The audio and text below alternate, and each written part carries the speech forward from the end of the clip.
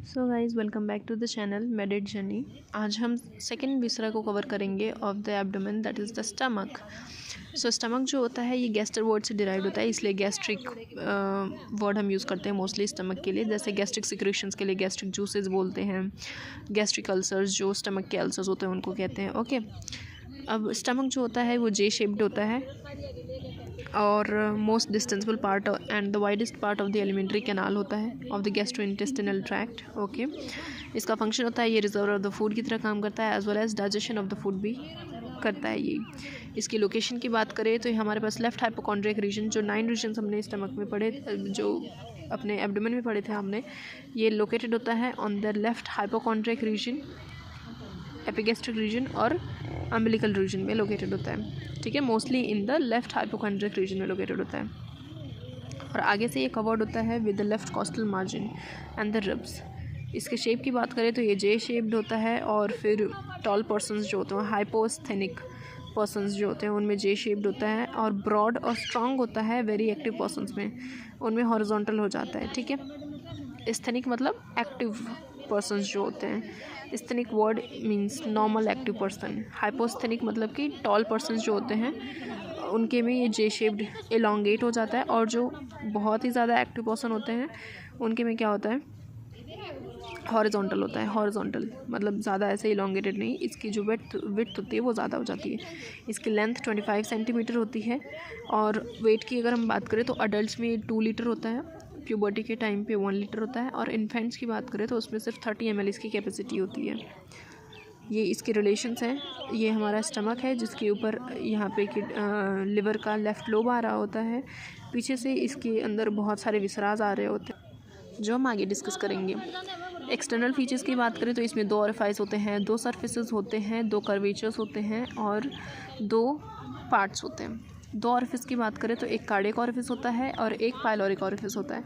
Cardiac orifice जो heart के near होता है। ओके, और ये 7th कॉस्टल मार्ज कार्टिलेज से लेफ्ट साइड पे होता है स्टमक, इसलिए लेफ्ट 7th कॉस्टल कार्टिलेज यहाँ पे प्रेजेंट होता है। At the level of T12 vertebrae, T11 vertebrae ये लोकेटेड होता है। ठीक है, और यहाँ पे यहाँ पे स्फिंक्टरिक एक्शन होगा, क्योंकि हमारा इसोफेगस से जो कंटेंट आ रहा है cardiac part of the stomach में वो कंट्रोल्ड और रेगुलेटेड होता है। फिर एक दूसरी ऑरिफिस होती है पाइलोरिक ऑरिफिस, जो नीचे की ओर लोकेटेड होती है। ड्यूडेनम में इसका कंटेंट जब जाता है स्टमक का उसको रेगुलेट करती है। यहाँ पे पाइलोरिक स्फिंक्टर जो होती है वो उसको रेगुलेट करेगी। This is the pyloric orifice, जहाँ पे जब एक पेशेंट एम्प्टी स्टमक में रहेगा या सुपाइन पोजीशन, दैट इज़ इसका फेस ऊपर की ओर फेस करेगा ऑफ द पर्सन और बैक जो होती है वो बेड पे लाई करेगी, इसको हम सुपाइन पोजीशन कहते हैं। उस टाइम पे L1 वर्टिब्रे के पास ये लाई करेगा, that is transpyloric plane के पास लाई करेगा। ठीक है, पाइलोरिक कंस्ट्रिक्शन, यहाँ पे सर्कुलर मसल्स जो होती है स्टमक की वो बहुत ज़्यादा प्रेजेंट होती है, इसलिए पाइलोरिक कंस्ट्रिक्शन देखने को मिलती है। फिर यहाँ से ही पाइलोरिक एंड के आगे से पास करती है pre pyloric when of Mayo. ठीक है, इसके 2 कर्वेचर्स होते हैं, एक लेसर कर्वेचर होता है जो राइट बॉर्डर फॉर्म करता है, ये कनकेव होता है, और एक ग्रेटर कर्वेचर होता है जो हमारे पास left part of the stomach form करता है और 5 times greater as compare to the lesser curvature होता है। ठीक है, इसको हम यहाँ पे देखते हैं। ये हमारा लेसर कर्वेचर है जो कनकेव है और right part of the stomach form कर रहा है। ये ग्रेटर कर्वेचर है जो कन्वेक्स है और फिर left part of the stomach form करता है। जो लेसर कर्वेचर होता है ये इसका मोस्ट डिपेंडेबल पार्ट जो होता है इसको हम एंगुलर नॉच या तो इंसरा एंगुलरिस कहते हैं, और यहाँ पे कार्डियक नॉच होती है जहाँ पे इसोफेगस का लोअर एंड और फिर fundus of the stomach. Fundus of the stomach क्या होता है, यहाँ से एक हॉरिजॉन्टल लाइन हम बनाते हैं, इसके ऊपर वाले पार्ट को फंडस ऑफ द स्टमक कहते हैं, उसको सेपरेट करते हैं यहाँ पे कार्डियक नॉच। ठीक है, फिर अगर हम आगे बात करते हैं तो ये cardiac end of the stomach होता है, ये पाइलोरिक एंड होता है, ये कार्डियक ऑरिफिस है और ये पाइलोरिक ऑरिफिस है। स्टमक में 2 सर्फेसेस होते हैं, एक एंटेरो सुपीरियर होता है, एक पोस्टेरो इन्फीरियर सर्फेस होता है जो डाउनवर्ड फेस करेगा और जो आगे फेस करेगा ऑब्वियसली वो एंटीरियर सर्फेस होगा। एंटीरियर सर्फेस शाइनी होता है और पोस्टीरियर सर्फेस जो होता है ये काफ़ी वेस्कुलर सा होता है और वो हमें ईजिली दिखता है अगर हम स्टमक को पिक करते हैं तो। Now the parts of the stomach, parts में अगर हम बात करते हैं तो फंडस, बॉडी और फिर पाइलोरिक पार्ट्स होते हैं स्टमक के। इन पार्ट्स को अगर हम देखें तो ये हॉरिजॉन्टल लाइन के ऊपर फंडस होता है जो लेफ़्ट साइड पे होता है। अगर कोई रेडियोग्राफ अगर हम देखते हैं किसी पेशेंट का तो यो यूजुअली यहाँ पे गैस हमें देखने को मिलती है रेडियोग्राफ में, क्योंकि ये फिल्ड होता है गैस से। अगर हम बातें करते हैं बहुत ज़्यादा खाना खाते टाइम तो गैसेस यहाँ पे ज़्यादा एक्यूमुलेट होती हैं। Okay, so this is fundus part. Body part ये होता है, यहाँ से एक ऑब्लिक लाइन बनती है जिसको सल्कस इंटरमीडियस कहते हैं, जिससे इसके आगे का पार्ट जो होता है वो पायलोरिक पार्ट हो जाता है, जिसमें पायलोरिक एंट्रम आता है, फिर पायलोरिक कैनाल आती है और पायलोरिक स्फिंक्टर रीजन आ जाता है। ठीक है, तो ये 3 पार्ट्स हमने देख लिया, फंडस पार्ट और फिर body of the stomach, then is the pylorus of the stomach. Cardia part होता है और एक पायलोरिक पार्ट होता है। तो कार्डिया जो होता है वो किसको कहते हैं, फंडस और बॉडी को मिला करके कार्डिया पार्ट कहते हैं, क्योंकि वो हार्ट के क्लोज लोकेटेड होता है। और सेकेंड पार्ट जो होता है वो पायलोरस पार्ट होता है, जिसमें पायलोरिक एंट्रम और पायलोरिक कैनाल इंक्लूडेड होता है। गैस्ट्रिक ग्लैंड्स जो होते हैं वो सबसे ज़्यादा लोकेटेड होते हैं, सबसे इनर मोस्ट लेयर जो होती है दैट इज़ म्यूकोसा, उसमें लोकेटेड होते हैं सबसे ज़्यादा गैस्ट्रिक ग्लैंड्स। इसमें 3 टाइप के सेल्स होते हैं, म्यूकस प्रोड्यूसिंग सेल्स जिनको गॉबलेट सेल्स कहते हैं, चीफ या पेप्टिक सेल्स जो हमारे पास एंजाइम्स को रिलीज़ करते हैं, जैसे पेप्सिन एंजाइम हो गए उनको रिलीज़ करेंगे। देन पैराइटल या ऑक्जेंटिक सेल्स होते हैं जो HCl रिलीजिंग सेल्स होते हैं। ठीक है, ये फंडस और बॉडी ऑफ द स्टमक में ज़्यादा प्रेजेंट होते हैं। पैराइटल एंट्रम जो हमने देखा था वो 7.5 सेंटीमीटर लॉन्ग होता है और पायलोरिक कैनाल जो होती है वो 2.5 सेंटीमीटर लॉन्ग होती है। इन दोनों को मिला करके 10 सेंटीमीटर लॉन्ग पायलोरस हमारे पास बनता है। अब रिलेशंस की बात करें तो पेरिटोनियल रिलेशंस देखेंगे, फिर विसरल रिलेशंस देखेंगे। इसके पेरिटोनियल रिलेशंस में जो स्टमक होता है वो पेरिटोनियम से सराउंडेड होता है, इंट्रा पेरिटोनियल होता है। लेसर कर्वेचर जो होता है वहाँ पे लेसर ओमेंटम होता है। पेरिटोनियम की फोल्डिंग जो होती है वो यहाँ पे फॉर्म करती है एज लेसर ओमेंटम को, और फिर ग्रेटर ओमेंटम जो होता है वो फॉर्म होता है towards the greater curvature side, जहाँ पे पैराइटल और विसरल पेरिटोनियम मिल करके ग्रेटर ओमेंटम बनाते हैं। फंडस के पास ये दोनों पैराइटल और विसरल पेरिटोनियम मिल करके गैस्ट्रोस्प्लेनिक लिगामेंट बनाते हैं। कार्डियक एंड के पास अगर हम बात करें तो गैस्ट्रोस्प्लेनिक लिगामेंट होता है। Now are the visceral relations. तो विसरल रिलेशंस की बात करें तो जो स्टमक होता है ये रिलेशंस हम एंटीरियरली देखेंगे और पोस्टीरियरली देखेंगे। पोस्टीरियर तो बेड हो जाता है, स्टमक बेड।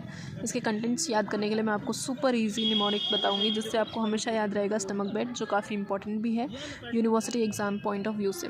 और एंटीरियर रिलेशंस इसके जब हम देखते हैं तो उसमें मैं आपको ऑर्गन्स दिखाती हूँ। स्टमक के एंटीरियर साइड पे पहले तो डायफ्राम होगा, फिर लिवर जो होता है उसका हमारे पास यहाँ पे लेफ्ट लोब आ रहा होगा, as well as anterior abdominal wall होती है। तो ये एंटीरियर रिलेशंस हो गए हमारे स्टमक के, जिसमें कॉस्टल कार्टिलेजेस और उनके मार्जिन्स आते हैं। यहाँ पे एक स्पेशल स्पेस आता है जिसको हम ट्रॉबीज स्पेस कहते हैं। ये इंपॉर्टेंट है, काफ़ी बार पूछा जाता है ट्रॉबीज स्पेस क्या होता है, इसकी क्या क्लिनिकल इंपॉर्टेंस होती है। तो ट्रॉबीज स्पेस जो होता है वो लेफ़्ट साइड की जो लंग्स होते हैं हमारे, उसके लोअर एज और फिर जो हमारा लेफ़्ट कॉस्टल मार्जिन है, इनके बीच का जो स्पेस होता है इसको ट्रॉबीज स्पेस कहते हैं। और नॉर्मल कंडीशंस में इसको अगर हम इस स्पेस को टच करते हैं तो यहाँ से हमारे पास एक अच्छी सी नोट देखने को मिलती है। परकशन मतलब टच करना, फील करना। तो यहाँ पे टिम्पैनिक नोट देखने को मिलती है। बट जब कोई भी प्लूरल एफ्यूजन होता है, दैट इज़ प्लूरल फ्लूइड जो बिटवीन द लंग्स प्रेजेंट होता है, पैराइटल और विसरल प्लूरल मेम्ब्रेन्स के बीच में ये फ्लूइड प्रेजेंट होता है, उसका अगर फ्यूजन हो जाता है या स्प्लेनोमेगाली की कंडीशंस में डल नोट हमें देखने को मिलती है। तो ये ट्रॉबीज स्पेस की एक स्पेशल पॉइंट है और काफ़ी इंपॉर्टेंट है। पोस्टीरियर सरफेस पे अगर हम स्टमक की बात करें तो यहाँ पे हमारे पास ट्रिक होती है, doctor S3 kills the patients mercilessly and cruelly, और ये डॉक्टर S3 मैं नहीं हूँ। D से यहाँ पे डायफ्राम आता है जो पोस्टीरियरली लाई करेगा। S से हमारे पास लेफ़्ट सुप्रारेनल ग्लैंड आ जाएगा। K से किडनी हमारी लेफ़्ट साइड की आएगी। ओके, P फॉर हमारे पास पेंक्रियाज हो जाएंगे। M से मीज़ोकोलॉन है, ट्रांसवर्स मीज़ोकोलॉन। C से colic flexure of the colon है जो लेफ़्ट साइड पे लाई करता है, जिसको हम splenic flexure of the colon भी कहते हैं। और स्प्लेनिक आर्टरी भी होती है, एज वेल एज स्प्लीन को हम कभी कभी पोस्टीरियर बेड में इंक्लूड करते हैं और कभी कभी नहीं करते। क्यों? क्योंकि स्प्लीन जो होता है वो हमारे स्टमक से सेपरेटेड होता है बाय द ग्रेटर ओमेंटम, और बाकी स्ट्रक्चर्स जो होते हैं वो मोस्टली सेपरेटेड होते हैं बाय द लेसर ओमेंटम या लेसर सैक। स्टमक के रिलेशंस देखते हैं अब हम। तो स्टमक जो होता है इसके पोस्टीरियर साइड पे देखो क्या क्या लाई कर रहा है। स्प्लीन लाई कर रहा है, स्प्लीनिक आर्टरी लाई करेगी, लेफ्ट किडनी है, लेफ्ट सुप्रारेनल ग्लैंड है, ये हमारे पास ट्रांसवर्स कोलॉन है, उसका स्प्लीनिक फ्लेक्चर है। ट्रांसवर्स कोलॉन के पास उसकी मेजेंट्री जो होती है कोलॉन की, ट्रांसवर्स कोलॉन की, उसको ट्रांसवर्स मेसोकोलॉन कहते हैं, ये भी लाई करता है। स्टमक की ब्लड सप्लाई का इस बहुत इंपॉर्टेंट है, इसको आप ध्यान से देखना। ब्लड सप्लाई अगर आपको आर्टीरियल वाली आ जाएगी तो जो वीनस ब्लड सप्लाई होती है वो तो अपने आप ऑटोमेटिकली आ जाएगी, ठीक है। आर्टीरियल सप्लाई मैं फिगर से ही आपको बता देती हूँ। इसका जो लेसर कर्वेचर होता है और ग्रेटर कर्वेचर होता है, इनकी सप्लाई हम देखेंगे, ठीक है। लेसर कर्वेचर पे एनास्टोमोसिस बनेगा 2 के बीच में और ग्रेटर कर्वेचर पे भी एनास्टोमोसिस बनेगा 2 के बीच में। जो लेसर कर्वेचर होता है इसमें हमारे पास क्या क्या चीज़ें आती हैं। ये सिलियक ट्रंक है जो फोरगट को सप्लाई कर रहा होता है, फोरगट में से चीज़ों को सप्लाई करता है, ये T12 लेवल पे आता है, ठीक है। सिलियक ट्रंक जो एब्डोमिनल एओर्टा की एक ब्रांच होती है, यहाँ से लेफ़्ट गैस्ट्रिक आर्टरी निकलती है जो ऊपर जाकर के शॉर्ट गैस्ट्रिक ब्रांचेस देती है, ये रही। फिर इससे कॉमन हिपैटिक आर्टरी आती है जहाँ से राइट गैस्ट्रिक आर्टरी आती है जो एनास्टोमोस करती है with the left gastric artery. फिर common hepatic artery right gastric artery देने के बाद as a proper hepatic artery continue करती है। फिर ये प्रॉपर हिपैटिक आर्टरी आगे जा कर के डिवाइड होती है into the cystic artery. Cystic artery जो होती है वो फर्दर कंटिन्यू करती है into the right and left parts, ठीक है। जो राइट वाला पार्ट होता है इसलिए सुपरफिशियल और डीप आर्टरीज में ये कंटिन्यू करती है। सिस्टिक आर्टरी है मतलब ये गॉल ब्लैडर को सप्लाई करेगी। फिर कॉमन हिपैटिक आर्टरी जो होती है ये राइट गैस्ट्रिक आर्टरी की ब्रांच देने के बाद प्रॉपर हिपैटिक आर्टरी बनती है। उसके बाद एक और ब्रांच देती है जिसको हम गैस्ट्रोड्यूडेनल ब्रांच कहते हैं, गैस्ट्रोड्यूडेनल आर्टरी कहते हैं। गैस्ट्रोड्यूडेनल आर्टरी आगे जा करके as a superior pancreaticoduodenal artery continue करती है, as well as right gastroepiploic artery की ब्रांच भी देती है। ये राइट गैस्ट्रोएपिप्लोइक आर्टरी जो होती है ये एनास्टोमोस करती है with the left gastroepiploic artery. अब ये लेफ्ट गैस्ट्रोएपिप्लोइक आर्टरी कहाँ से आती है? जो सिलियक ट्रंक होता है उससे डायरेक्ट ब्रांच होती है एक स्प्लेनिक आर्टरी की जो स्टमक के पीछे से पास करती है और पीछे से पास करते टाइम पैंक्रियाज को सप्लाई करती है ये splenic artery with the pancreatic branches, और स्प्लीन को सप्लाई करती है विद द स्प्लेनिक ब्रांचेस। ऊपर शॉर्ट गैस्ट्रिक ब्रांचेस भी देती है जो 5 से 7 होती हैं, और ये फाइनली यहाँ पे लेफ्ट गैस्ट्रोएपिप्लोइक आर्टरी को ब्रांच देती है। ये दोनों एनास्टोमोस करते हैं along the lesser curvature of the stomach. तो ये होती है हमारे स्टमक की arterial blood supply. I hope आपको समझ आई होगी। एक बार वापस से रिमाइंड करके ये वीडियो देख लेना, आपको अच्छे से याद भी हो जाएगी। स्टमक का लिम्फेटिक ड्रेनेज जो है ये भी काफ़ी इंपॉर्टेंट है। तो ये डिवाइड होता है into the right and the left. Right में भी राइट अपर 2/3 में और लोअर पार्ट में, और लेफ़्ट वाला पार्ट जो होता है वो डिवाइडेड होता है into the upper 1/3 and the lower left part. Okay, जो अपर 1/3 होता है वो पैंक्रेटिको लीनियल नोड्स, ये स्प्लीन के पास है इसलिए पैंक्रेटिको लीनियल नोड्स के पास ये ड्रेन करता है अपर 1/3 लेफ्ट का, और नीचे से ये ड्रेन करता है जो नीचे वाला रीजन होता है वो राइट गैस्ट्रोएपिप्लोइक लिम्फेटिक नोड्स को ड्रेन करता है जिनको हम इन्फीरियर गैस्ट्रिक नोड्स भी कहते हैं। जो राइट साइड में हमारे पास अपर 2/3 का पार्ट है ये ड्रेन करता है into the left gastric nodes जिनको हम सुपीरियर गैस्ट्रिक नोड्स भी कहते हैं। ये सारे के सारे मिल करके कहाँ पे ड्रेन करते हैं? फाइनली सिलियक नोड्स में, ठीक है। ये डी वाला पार्ट जो होता है ये हम ऐसे याद करेंगे ABCD ऐसे करके जिग-जैग जैसा मैनर बना करके। डी वाला पोर्शन जो होता है वो सब पाइलोरिक नोड्स को भी ड्रेन करता है। राइट गैस्ट्रोएपिप्लोइक या इन्फीरियर गैस्ट्रिक नोड्स जो होते हैं वो सब पाइलोरिक नोड्स के पास भी ड्रेन करते हैं।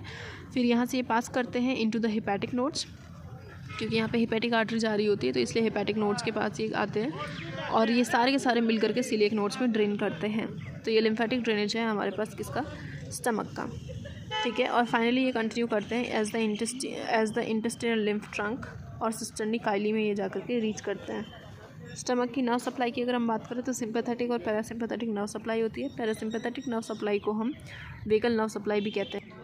अब हम इंटीरियर ऑफ द स्टमक की बात करें तो इंटीरियर ऑफ द स्टमक में काफ़ी इंपॉर्टेंट चीज़ें हैं। म्यूकोसा सबसे इनर मोस्ट लेयर होती है जिसमें गैस्ट्रिक रियूगे, गैस्ट्रिक पिट्स और गैस्ट्रिक कैनाल देखने को मिलता है। गैस्ट्रिक रियूगे जो होते हैं ये फोल्ड्स ऑफ द पेरिटोनियम होते हैं जो लॉन्गिट्यूडनल होते हैं लेसर कर्वेचर के आजू बाजू में, ठीक है। और म्यूकोसल सरफेस यहाँ पे काफ़ी सारी डिप्रेशंस प्रेजेंट होती हैं जिनको हम गैस्ट्रिक पिट्स कहते हैं, जहाँ पे गैस्ट्रिक ग्लैंड्स होते हैं। गैस्ट्रिक ग्लैंड से तीन चीज़ों का प्रोडक्शन होता है, मैंने आपको पहले ही बता दिया है। फिर गैस्ट्रिक कैनाल लेसर कर्वेचर के पास बनती है जिसको हम गैस्ट्रिक कैनाल या तो कैनाल ऑफ मेजेन स्ट्रेसी भी कहते हैं। जो सारे भी लिक्विड्स हम लेते हैं वो इसी से रैपिडली पास करते हैं into the lower part of the duodenum before spreading into the other parts of the stomach. फिर लेसर कर्वेचर के लिए ये बहुत इंपॉर्टेंट लाइन है कि laser curvature of the stomach जो होता है ये सबसे ज़्यादा इंसल्ट बियर करता है ऑफ द ड्रिंक्स स्वैलोड लिक्विड्स। कोई भी लिक्विड हम स्वैलो करते हैं लेसर कर्वेचर से ही होते हुए पास करता है सबसे पहले, इसलिए beware of your drinks. Then सब म्यूकस की कोट होती है जिसको आप याद कर सकते हैं CAN कैन से, जिसमें हमारे पास C से कनेक्टिव टिश्यूज़ होते हैं, A फॉर आर्टीरियोल्स होते हैं, N फॉर नर्व का प्लेक्सस होता है। फिर हमारे पास मस्कुलरिस आती है जिसमें 3 टाइप की मसल्स देखने को मिलती हैं। लॉन्गिट्यूडनल मसल्स जो लेसर कर्वेचर के अराउंड प्रेजेंट होते हैं, ये सबसे आउटर मोस्ट होते हैं। देन मिडल सर्कुलर लेयर्स आती हैं। ओके, ये middle circular layers pyloric sphincter form करती हैं थिक होकर के, और जो इनर मोस्ट ऑब्लिक लेयर होती है ये कार्डियक नॉच के पास प्रेजेंट होती है फंडस और बॉडी में। फिर सीरस कोट जो होती है इसके पास पेरिटोनियम प्रेजेंट होती है। ठीक है, फंक्शंस की बात करें तो ये रिजर्व द फूड की तरह काम करता है, एज वेल एज यहाँ पे और क्या चीज़ें देखने को मिलती हैं, डाइजेशन ऑफ द फूड होता है। इस डायग्राम में एक बार हम फिर से देखें तो ये आउटर लॉन्गिट्यूडनल मसल्स हैं, फिर ये हमारे पास इन मिडल सर्कुलर मसल्स हैं जो पायलोरिक स्फिंक्टर फॉर्म करती हैं, ये इनर मोस्ट ऑब्लिक मसल्स हैं जो बॉडी और फंडस और बॉडी को कवर कर रहे होते हैं। यहाँ पे कार्डियक ऑरिफाइस है, ये पायलोरिक ऑरिफाइस है हमारे पास, और यहाँ से कंटिन्यू हो रहा है as the superior part of the duodenum, that is first part of duodenum भी शुरू होने लग रहा है। ठीक है, यहाँ पे गैस्ट्रिक कैनाल लेसर कर्वेचर के पास है, ये गैस्ट्रिक ड्यूके हैं, गैस्ट्रिक फोल्ड्स हैं। क्लियर। अब हम क्लिनिकल की बात करें तो गैस्ट्रिक पेन जो होता है वो एपिगैस्ट्रियम वाले रीजन में भी फील होता है। क्यों? क्योंकि स्टमक तो हमारा mainly left hypochondriac region, umbilical और फिर एपिगैस्ट्रियम वाले रीजन में होता है। एपिगैस्ट्रियम में ज़्यादा इसका पेन फील होता है अम्बिलिकस के ऊपर। क्यों? क्योंकि यहाँ पे T6 to T9 segments of the spinal cord जो होते हैं वो सप्लाई करते हैं इस रीजन को भी और स्टमक को भी सप्लाई करते हैं। कॉमन नर्व्स की सप्लाई होती है, इसलिए यहाँ पे हमें पेन फील होता है। फिर हम बात करें अल्सर की तो 2 टाइप के अल्सर्स हमें पढ़ने हैं स्टमक में, पेप्टिक अल्सर और गैस्ट्रिक अल्सर। पेप्टिक अल्सर जो होता है ये कॉमन साइट्स ऑफ पेप्सिन का जहाँ पे सिक्रेशन होता है या HCl का प्रोडक्शन जहाँ पे होता है स्टमक में, वहाँ पे देखने को मिलते हैं। That is lower part of the oesophagus, then हमारा lesser curvature of the stomach, नीचे का first part of the duodenum जो होता है, और एक मैकल्स डायवर्टिकुलम करके स्पेस होती है। इन रीजन में पेप्टिक अल्सर ज़्यादा कॉमन होते हैं। ठीक है, और ये मोस्ट कॉमन होते हैं ब्लड ग्रुप O में, और ये खाना खाने के बाद ये पेन रिलाइव हो जाता है। बट गैस्ट्रिक अल्सर्स में खाना खाने के बाद भी पेन कंटिन्यूस रहता है, इसको हम गैस्ट्रिक अल्सर कहते हैं। ये ज़्यादा कॉमन होता है कहाँ पे? लेसर कर्वेचर के पास पे गैस्ट्रिक अल्सर ज़्यादा क्यों कॉमन होते हैं वैसे? क्योंकि यहाँ पे ब्लड की एनास्टोमोसिस जो होती है वो बहुत कम होती है, एंड आर्टरीज यहाँ पे प्रेजेंट होती हैं और नर्व की सप्लाई बहुत रिच होती है, तो ये अल्सर्स बहुत ज़्यादा फास्टली स्प्रेड होते हैं। ठीक है, और यहाँ पे H पाइलोरी जो हेलिकोबैक्टर पाइलोरी बैक्टीरिया होती है ये प्रेजेंट होती है, तो इसके इन्फेक्शन की वजह से बहुत ज़्यादा यहाँ पे गैस्ट्रिक अल्सर होने के चांसेस हो जाते हैं। यहाँ की एपिथेलियम जो होती है वो काफ़ी ज़्यादा थिन होती है, तो उसके डैमेज होने के चांसेस बहुत हाई होते हैं, एज वेल एज यहाँ की म्यूकोसा फ्रीली मूवेबल भी नहीं होती है। ठीक है, गैस्ट्रिक कार्सिनोमा की बात करें अगर हम, तो ये ज़्यादा कॉमन होते हैं in the blood group A, आप CA से याद रख लेना, A आ रहा है तो ये ब्लड ग्रुप A में ज़्यादा कॉमन होता है। इसमें हमें एक चीज़ देखने को मिलता है जिसको हम ट्रोजिया शाइन कहते हैं। क्यों? क्योंकि गैस्ट्रिक कार्सिनोमा में ये फर्स्ट साइन होता है कि कैंसर ऑफ द स्टमक है। लेफ्ट सुप्राक्लैविकुलर रीजन जो होता है वहाँ पे हमें थोरेसिक डक्ट से डायरेक्टली ड्रेन करके लेफ्ट सुप्राक्लैविकुलर लिम्फ नोड्स जो होते हैं वहाँ पे पेन फील होता है, तो ये फर्स्ट साइन होता है ऑफ द गैस्ट्रिक कार्सिनोमा जिसको हम ट्रोजिया शाइन कहते हैं। ठीक है, ये ग्रेटर कर्वेचर के अलॉन्ग ज़्यादा कॉमन होता है कार्सिनोमा, और जो अल्सर्स होते हैं वो लेसर कर्वेचर के अलॉन्ग ज़्यादा कॉमन होते हैं। So guys, this was all about the stomach. I hope you understood it very well. Thank you so much for watching my lectures. If you do like, hit the like button and subscribe, and stay tuned to my channel. I will keep on uploading the other abdominal visceras as well, जैसे कि हमारे पास pancreas liver रह रहा है। इसके पहले हमने spleen cover कर लिया है just in 20 minutes. You can watch it in my YouTube playlist. Thank you.